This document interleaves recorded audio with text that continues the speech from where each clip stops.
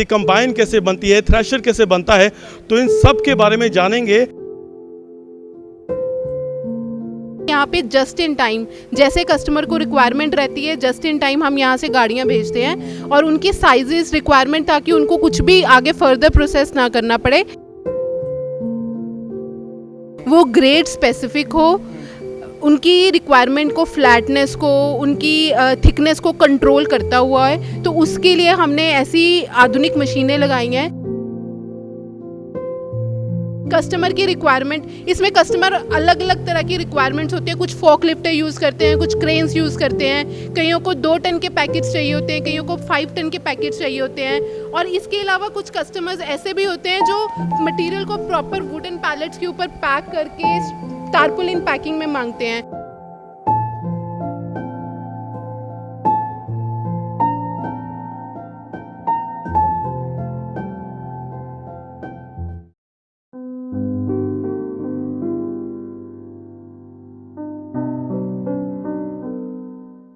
सत श्री अकाल, नमस्कार, आदाब। आप देख रहे हैं मेरा फार्म हाउस और मैं अभी के सर आपके साथ।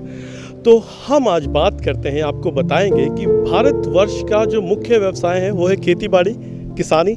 तो किसानी और खेती बाड़ी से जो जुड़ी बहुत सारे ऐसे तथ्य होते हैं जिनको हम अपनी रोज़ाना ज़िंदगी में इस्तेमाल करते हैं, यूज़ करते हैं, लेकिन बहुत सी उसकी बातें होती हैं जिनके बारे में शायद हमें कहीं ना कहीं पता नहीं होता है, या शायद कहते हैं कि हम उन्हें अच्छी तरह से जानते नहीं होते कि ये चीज़ कहाँ से आई है, ये कहाँ से जन्मी है। तो इसीलिए हम किसान भाइयों के लिए, अपने भारतवर्ष के लिए ये नया शो लेकर आए हैं, जिसमें कि हम आपको बताएंगे कि जो चीज़ें या जो मशीनरी या जो तथ्य हम लोग यूज़ करते हैं अपनी रोज़ाना ज़िंदगी में, खेतीबाड़ी में, किसानी करते वक्त, तो वो कैसे बनती है, कैसे आती है, तो इन सब बातों के बारे में जानेंगे आज हम मेरा फार्म हाउस में। तो आज हम आए हैं भगवती स्टील सेल्स में, जो कि डेराबस्सी में है, डिस्ट्रिक्ट मोहाली, पंजाब में। तो यहाँ पर जो शीट्स बनती हैं वो कैसे तैयार होती है, हमारी कौन कौन सी मशीनरी में ये यूज़ होती हैं, इन सब के बारे में जानते हैं। आइए।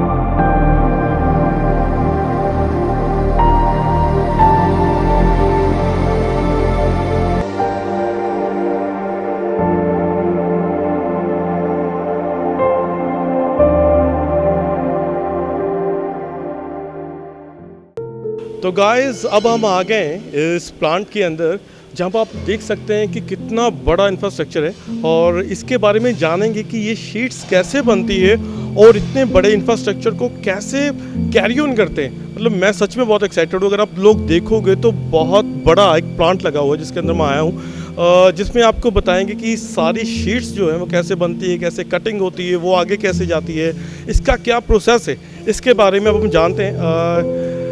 यहाँ के जो बिजनेस हेड मैम है, ma'am hi, how are you? Hello जी। ये कुसुम अग्रवाल मैम है, जो यहाँ के बिजनेस हेड है और जो सारा देखते हैं, जिनसे हम जानेंगे कि भगवती स्टील सेल्स के बारे में कि बेसिकली ये करते क्या है। तो मैम, सबसे पहले आप हमें भगवती स्टील सेल्स के बारे में बताएं, सो दैट हमें और हमारे दर्शकों को पता चले कि बेसिकली हम यहाँ पे करते क्या है। जी, Bhagwati steel sales Tata steel का ऑथराइज डिस्ट्रीब्यूटर है। हमारे पास बेसिकली टाटा स्टील से मटेरियल आता है कॉयल फॉर्म में। आप जैसे कि प्लांट में देख रहे होंगे, बहुत ह्यूज बड़ी क्वांटिटी के कॉयल रहते हैं। हम यहाँ पे कस्टमर को उनकी रिक्वायरमेंट के अकॉर्डिंग कस्टमाइज साइज कटिंग करके प्रोसेस करके देते हैं। और हम यहाँ पे कस्टमर्स को आजकल जैसे जैसे हमारी इंडस्ट्री डेवलप कर रही है, उनकी रिक्वायरमेंट रहती है, कोई भी अपने पास इन्वेंट्री नहीं रखना चाहता, कोई नहीं चाहता कि वो अपनी मनी को, मॉनेटरी को बिल्कुल ब्लॉक करके रखे। तो हम यहाँ पे जस्ट इन टाइम, जैसे कस्टमर को रिक्वायरमेंट रहती है, जस्ट इन टाइम हम यहाँ से गाड़ियाँ भेजते हैं और उनकी साइजेस रिक्वायरमेंट, ताकि उनको कुछ भी आगे फर्दर प्रोसेस ना करना पड़े, जैसे ही उनके पास मटेरियल पहुँचे और वो उसको इमीडिएटली अपनी लाइनों पे प्रोसेस करके भेज, सो दैट काम ईजी हो सके और जल्दी हो सके। बिल्कुल बिल्कुल जी। तो ये जो कॉइल्स हैं, इनको हम कॉइल्स कहते हैं। हाँ जी, ये अगर आप देख रहे होंगे ये 30 से 31 टन की जो क्वांटिटी रहती है वो मैं आइए आपको दिखाती तो ये है जो कॉयल है। हाँ जी, ये 30 से हमारे पास 25 टन से 30 से 31 टन के कॉयल आते हैं, 31 मैट्रिक टन के, जिनको हमारे लाइन मैन ऑपरेटर्स ऑपरेट करते हैं। फिर ये कॉयल उस लाइन पे जाएगा और वहाँ पे इसके स्पेशलाइज्ड ऑपरेटर्स होते हैं। इनको इतनी बड़ी क्वांटिटी के कॉइल्स को कोई भी साधारण ऑपरेटर नहीं ऑपरेट कर सकता। इसके लिए एक स्पेशलाइज्ड ऑपरेटर्स होते हैं जो हमारी लाइनों को ऑपरेट करते हैं। इन कॉइलों को खोलेंगे, उसके बाद ये लाइन पे कॉइल हम प्रोसेस करते हैं। उसके अकॉर्डिंगली इसकी कटिंग होगी, हाँ जी। है ना, जो प्रोसेस होता है। तो यही है कि मतलब अगर हम लोग खेती बाड़ी करते हैं, हम लोग किसान लोग हैं, हमारे जो भारत का व्यवसाय, मुख्य व्यवसाय जिससे हमने पहले कहा था कि हम लोग कृषि करते हैं, खेती बाड़ी करते हैं, लेकिन हमें बहुत सारी चीज़ें होती हैं क्योंकि कृषि में खेती करते टाइम हम बहुत सी मशीनों का यूज़ करते हैं। तो वो कैसे बनती है, उनका प्रोसेस कैसे होता है, ये हम नहीं जानते। तो अगर हम उनको शुरुआत से जानेंगे, क्योंकि ये जहाँ पर अभी हम खड़े हैं ये मशीनों की शुरुआत है, राइट? बिल्कुल। तो जहाँ से मतलब एक शीट बनती है, फिर उसके बाद जो है हमारी जो मशीनें बनती हैं, तो ये शुरुआत है। अगर हमें इस चीज़ का पता होगा तो डेफिनेटली हम अपने व्यवसाय को, डेफिनेटली हम अपने प्रोफेशन को एक अच्छे तरीके से रन कर पाएंगे। क्योंकि अगर हमें बिगिनिंग पता होती है तो हमें पता है तो उसको, तो आगे हम क्या बात करने वाले हैं। अगर आप देखेंगे तो एक मशीन में जो मेजरली जिसका रोल रहता है वो शीट मेटल का ही रहता है।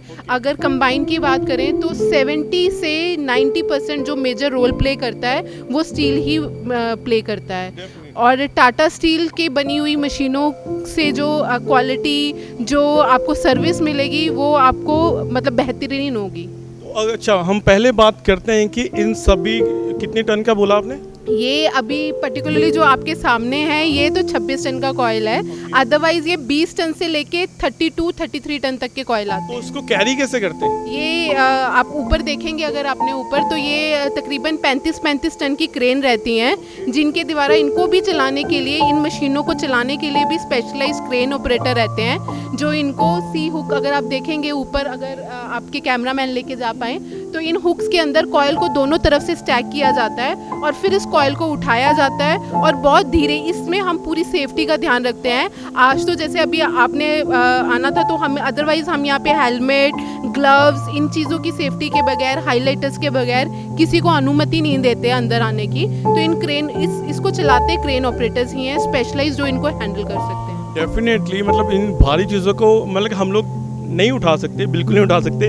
तो इनके लिए जो मशीन्स है, क्रेन्स इन्होंने बताया, वो ऊपर सारी क्रेन्स लगी हुई हैं, वो चलती कैसे वो एक बार देखते हैं, सो दैट हम लोग भी बड़े, मेरे को खुद को जानना है कि ये इतनी भारी शीट्स को हम उठाते कैसे।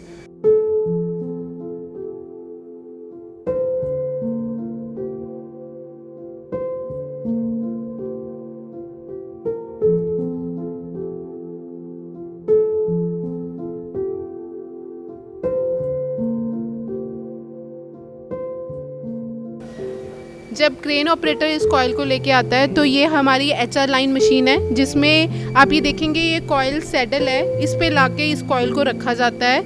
आगे का प्रोसेस मैं आगे आपको बताती हूँ। चलिए, तो मतलब अच्छा, ये पूरा क्रेन से चल के आया, फिर इसको यहाँ पे रखा, तो आगे अभी इसका प्रोसेस होगा कि मशीन में ये कैसे जो भी जाए, है ना? क्या बात है, मतलब चलो आज जानते देखते हैं। तो अभी हम जैसे देखा कि क्रेन से इस सारी कॉइल को उठाया गया, फिर उसको यहाँ पे रखा गया। अब आगे का जो प्रोसेस है, इसको यहाँ पे लगा दिया गया, आप देख सकते हो।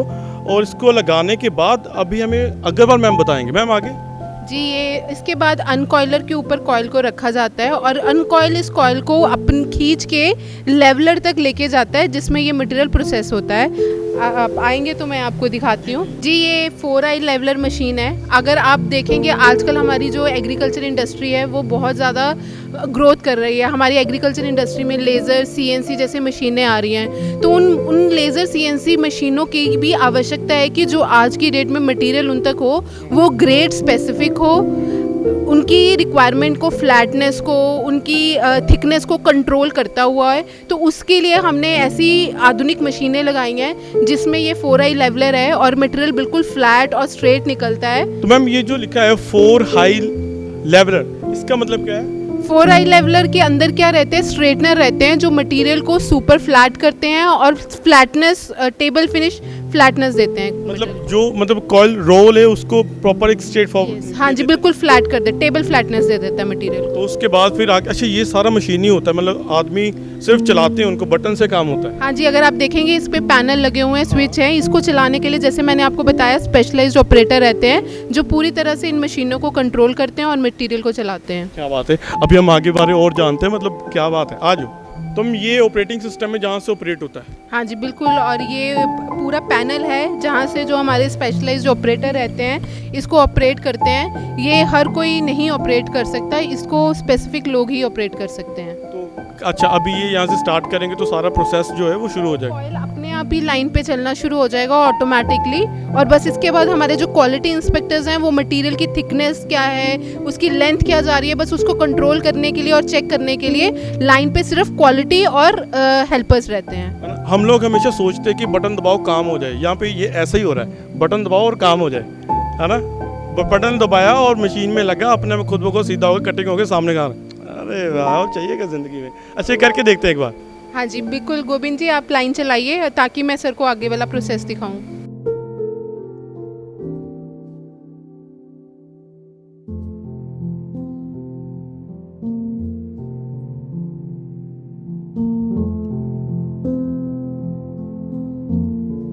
तो जो अब आगे का प्रोसेस है कि बटन दबाया, अब यहाँ से कटिंग होगी? बिल्कुल जी, यहाँ से अब कटिंग होगी। ये हमारी 4i लेवलर में पिंच रोलर से शीट निकल कर आती है जो उसको फ्लैट करती है। फिर आगे शेयरिंग मशीन लगी हुई है, शेयरिंग मशीन से निकलते हुए मशीन स्टैकर पे आती है। ये भी सारा हम खुद नहीं ऑपरेट करते हैं, सब ऑटोमेटिक है जिसे मशीन के द्वारा ही ऑपरेट किया जाता है। और मशीन यहाँ पे आने के बाद स्टैकिंग अपने आप करती है और लेबर बस इसके ऊपर पत्ती लगाती है जो कि स्ट्रिपिंग पैकिंग होती है।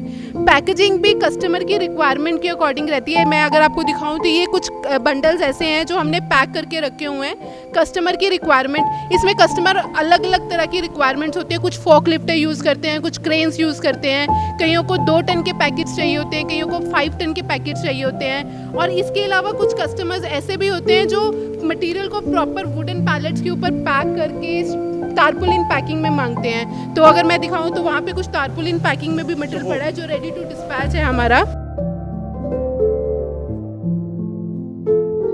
तो अब हम जानेंगे कि इन रॉ शीट से आगे ये बड़ा रूप कैसे लेती है, कंबाइन कैसे बनती है, थ्रेशर कैसे बनता है, तो इन सब के बारे में जानेंगे। तो ma'am thank you so much इतनी इन्फॉर्मेशन देने के लिए, और आपके हम यहाँ पर आए और आपने हमें बुलाया और उसके लिए थैंक यू। आपने कहा कि आप अंदर किसी को आने देते लेकिन हमें आने दिया, उसके लिए thank you so much. Thank you जी, thank you. So thank you so much guys, और हमारे चैनल को सब्सक्राइब जरूर कर लीजिएगा। और आगे भी हम आपको नेक्स्ट एपिसोड में बताएंगे कि ये जो शीट्स हैं वो बड़ा रूप कैसे लेती है, कंबाइन कैसे बनते हैं, थ्रेशर कैसे बनते हैं। तो जो खेती बाड़ी में, जो हमारे एग्रीकल्चर में जो मशीनें, जो धातु यूज़ होते हैं वो कैसे बनते हैं, उन सबके बारे में जानेंगे। तब तक आप हमारा शो मेरा फार्म हाउस देखते रहिए। हम आपको अलग अलग जगहों पर घुमाते रहेंगे, एग्रीकल्चर से जुड़ी, खेती से जुड़े बातों के बारे में जानू करवाते रहेंगे। देखते रहिए हमारा शो और हमारे चैनल को सब्सक्राइब जरूर कर लीजिएगा। बेल आइकन दिए वो ज़रूर बजाइएगा क्योंकि बेल से हम लोग जागते हैं। सो thank you so much guys, देखते रहिए मेरा फार्म हाउस। Thank you.